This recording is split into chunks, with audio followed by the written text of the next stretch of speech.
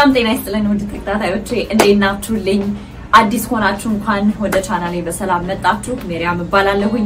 ዛሬ ለእናንተ ይዤላችሁ የመጣሁት ነገር የማንፈልገው ልምድ፣ መጥፎ ልምድ ወይም ባህሪያችንን እንዴት አድርገን መቀየር እንችላለን፣ እንዴት አድርገን ከሱ መራቅ እንችላለን፣ እንዴት አድርገን እሱን ነገር ከህይወታችን ለአንዴና ለመጨረሻ ጊዜ ማስወገድ እንችላለን ለሚለው 6 ወሳኝ መፍትሄዎችን ይዤላችሁ መጥቻለሁ። እነዚህ ነገሮች ወስዳችሁ ከተጠቀማችሁበት በእርግጠኝነት ያ የማትፈልጉት ልምድ እናንተ ርቋችሁ እንደሚሄድ እገልጽላችኋለሁ። ስለዚህ ከእናንተ የሚጠበቀው አዳምጣችሁ ስትጨርሱ መተግበር ነው ማለት ነው። ስለዚህ ከነዚህ ከ6 ዋና ነጥቦች የመጀመሪያው ምንድነው? የማንፈልገው ልምድ ለማስወገድ ከፈለግን መጀመሪያው ነገር ለምንድነው ማስወገድ የፈለግነው? ለምንድነው ያን ነገር መራቅ የፈለግነው? ለምንድነው ያ ነገር ከኛ ጋር እንዳይኖር ካሁን በኋላ የፈለግነው? ያ ምክንያታችን በጣም ጠንካራና ኃይለኛ መሆን አለበት።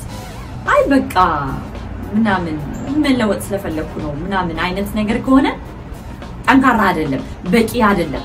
ያ አያሸንፋችሁ። ያ ነገ ጧት ያ የለመዳችሁትን ማትፈልጉትን ነገር ለማድረግ ስትነሱ ለማለት አትችሉም፣ አጠነክሩ። ስለዚህ ምንድነው ምክንያቱ?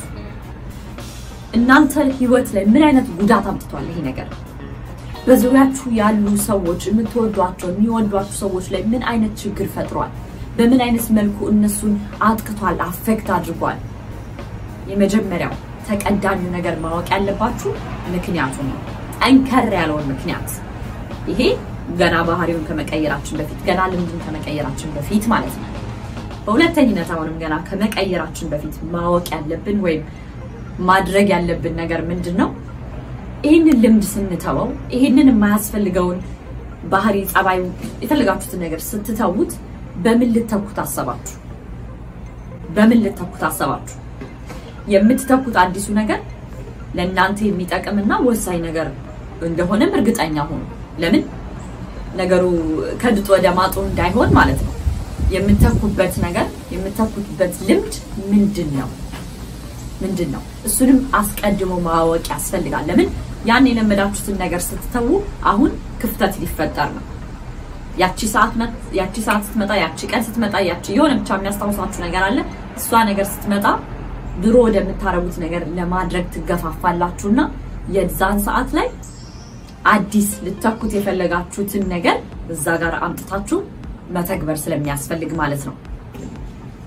በሶስተኝነት ደረጃ ደግሞ የበፊቱን ልምድ ስትተውት አሁንም በአንድ ቀን ወይ በአንድ ሳምንት ላይተዋችሁ ይችላል። ሙሉ ለሙሉ በአንድ ወር እንደንትኑ ነው፣ እንደ ጥንካሬው ነው፣ ረጅም ጊዜ ሊወስድ ይችላል። ስለዚህ የሚገፋፏችሁ ነገሮች ይኖራሉ። ይሄን ነገር ስታረጉ እነሱ የሚገፋፏችሁ ነገር ወይም ሊገፋፏችሁ የሚችሉትን ነገሮች በአጠቃላይ ማስወገድ። እነዚህ ነገሮች ምናልባት ቁሳዊ ነገሮች ሊሆኑ ይችላሉ፣ ባጠገባችሁ ያሉ እነዚህ ነገሮች ምናልባት ሰዎች ሊሆኑ ይችላሉ፣ በዙሪያችሁ ያሉ የሚገፋፏችሁ። እነዚህ ነገሮች ቦታዎች ሊሆኑ ይችላሉ፣ እነዚህ ነገር የሚያስታውሷችሁ። ስለዚህ ሊገፋፏችሁ የሚችሉትን ነገር ማስወገድ ወይ መራቅ ካልቻላችሁ ደግሞ እንደሌላ አድርጋችሁ ባይምራችሁ ማሰብ አማራጭ አይደለም ብለን እነሱ ካሁን ባላለ ማለት ነው። በሶስተኝነት ደረጃ በአራተኝነት ደግሞ ማድረግ ያለባችሁ ነገር አሁን አዲሱን ባህሪ እየተለማመዳችሁት ነው። አዲሱን ልምድ፣ አዲሱን ተግባር ምንም ይሁን እየተለማመዳችሁ ነው ማለት ነው። አሁን በምትለማመዱበት ጊዜ ሁሉ ጊዜ ውጤታማ ላትሆኑ ትችላላችሁ።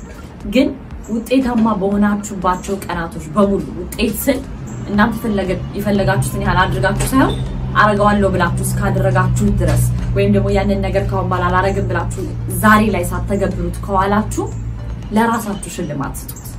ለራሳችሁ ሽልማት በምትሰጡበት ጊዜ ለአይምሯችሁ የሚያስተምረው ነገር ስላለ ነው፣ ዝም ብሎ አይደለም። ምንድነው የሚያስተምረው ነገር? አዲስ ነገር እየተገበራችሁ ወይም ደግሞ የማትፈልጉትን ነገር ሳትተገብሩ ስትቀሩና ለእናንተ ያን ነገር ስላደረጋችሁ ወሽ ብላችሁ ለራሳችሁ ሽልማት ስትሰጡ አይምሯችሁ ይሄ ነገር ሚስማማን ነገር ነው ማለት ነው፣ ይሄ ነገር ያሸልመናል ማለት ነው እያለ ደስ እያለው ያንን ነገር እንዲቀጥልበት ያደርጋል። አይምሯችን እንደዛ ስለሆነ የሚሰራው ማለት ነው። ስለዚህ ለራሳችሁ ሽልማት ስጡት። ሽልማቱ ምናልባት እናንተን በጣም የሚያስደስታችሁ ነገር ቢሆን ይመረጣል። ምናልባት ለራሳችሁ አረጋዋለሁ ብላችሁ ግን ቆይ ዛሬ ቆይ ነገ ያላችሁት ነገር ቢሆን ተመራጭነት ይኖረዋል ማለት ነው ስለዚህ በአራተኝነት ሽልማት መሸለም ነው ራሳችሁ ያማትፈልጉትን ነገር ያልተገበራችሁ ቀን ወይም አዲሱን ተግባር በምትኩ የተገበራችሁ ቀን ሽልማት መሸለም ነው ማለት ነው ሽልማት መሸለም ነው ምናልባት በየቀኑ ላይ ይችላል ግን ሳምንት አንዴ በወር አንዴ ሊሆን ይችላል ግን ማበረታቻ እንዲሆን ነው በአምስተኝነት ደረጃ ደግሞ ስላልተፈለገው ልምድና ስለሚወሰዱት እርምጃዎች በየቀኑ መጻፍ ነው ምን አለ መሰላችሁ አንዳንድ ጊዜ የሆነ ነገር ለማድረግ ስንነሳ ብዙ ነገሮች ያደረግን ግን ምንም ነገር ያላረግን ይመስላል በጣም ብዙ ጊዜ አይደል እስቲ ለራሳችሁ ቆም ብላችሁ ጠይቁት አንዳንዴ ምንም ነገር ሳልሰራ ምንም ነገር ሳይሆን እያላችሁ ራሳችሁን ስታስቡት ከዛ የሆነ ሰው መጥቶ ቢያስታውሳችሁ እንዴ ይሄን ሰርተሽ እያሉ ሲነግሯችሁ አሃ ለካ ሁሉ ነገር ሰርቻለሁ ምንልበት ጊዜ አለ አይደል ስለዚህ እዚህ ላይ በየቀኑ ስላልተፈለገው ልምድ ስለወሰዳችሁት እርምጃ በየቀኑ መጻፍ ነው ይህ ሌላ አይምሯችሁ እንዲቀጥልበት የሚያበረታታው ነገር ነው ባየ ቁጥር እዛ ላይ ትኩረት ባደረገ ቁጥር አሃ ዛሬ ነገር ሳላረቆየው ስላላደረኩም ተመስግኛለሁ ያለ ያስባል ለምን እናንተ ስትጽፉት ደስ ይላችኋል ስታዩት ጽሁፉን ዛሬ ነገር ሳላረቀረው ዛሬ በምትኮይ ነገር አደረኩ ዛሬ እንደዚህ ቢሰማኝም ቢያምረኝም ቢያንቀጠቅጠኝም ፍላጎቱ ሳላረቀረው ብላችሁ ስትጽፉ ስታነቡት ያስደስታችኋል ያንን ስሜታችሁን ደግሞ አይምሯችሁ ስለሚፈልገው ደጋግሞ እንዲያደርገው ያበረታታዋል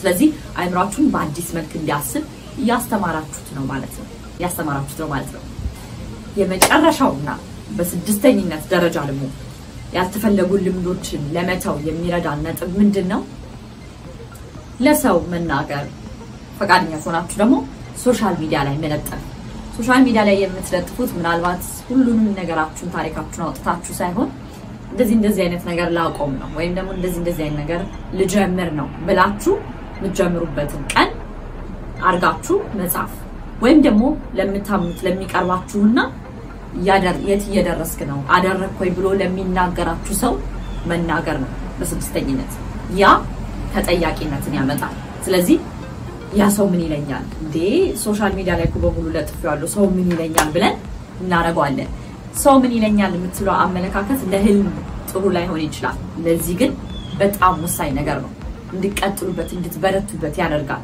ለምን ሰው እንዳይከፋው ብላችሁ ወይም ሰው ጉድ እንዳይላችሁ ወይም ዝም ብሎ ወሬ ብቻ ነው ድርጊት የለውም እንዳይላችሁ ስትሉ ታረጉታላችሁ ማለት ነው ስለዚህ ያልተፈለጉ ልምዶችን በዚህ መልኩ መቀነስ ማስወገድ ይቻላል ማለት ነው እነዚህ ነገሮች ወስዳችሁ ሞክሯቸው ተጠቀሙባቸው የምር የሆነ የሰለቻችሁ ከህይወታችሁ ላይ ነቅላችሁ ማውጣት የምትፈልጉት ልምድ ካለ ማለት ነው ይህንን ይመስላል የዛሬው መልእክት የዛሬው ትምህርት ወስዳችሁ እንደምትጠቀሙበት ተስፋ አደርጋለሁኝ ከተጠቀማችሁበት ደግሞ በጣም ትልቅ ለውጥ እንደምታዩበት በጣም እርግጠኛ ነኝ ከተመቻችሁ ላይክ ማድረግ እንዳትረሱ ሐሳቦቻችሁን ከዚህ በታች ኮሜንት በማድረግ አሳውቁኝ አዳዲስ ከሆናችሁ ሰብስክራይብ በማድረግ ቤተሰብ መሆን እንዳትረሱ የደውሏን መልእክት ተጫኑ አዳዲስ ስራዎች ሲሰራ እንዳያመልጣችሁ ማለት ነው በሚቀጥለው ቪዲዮ እስከምንገናኝ ሰላም ሁኑልኝ ባይ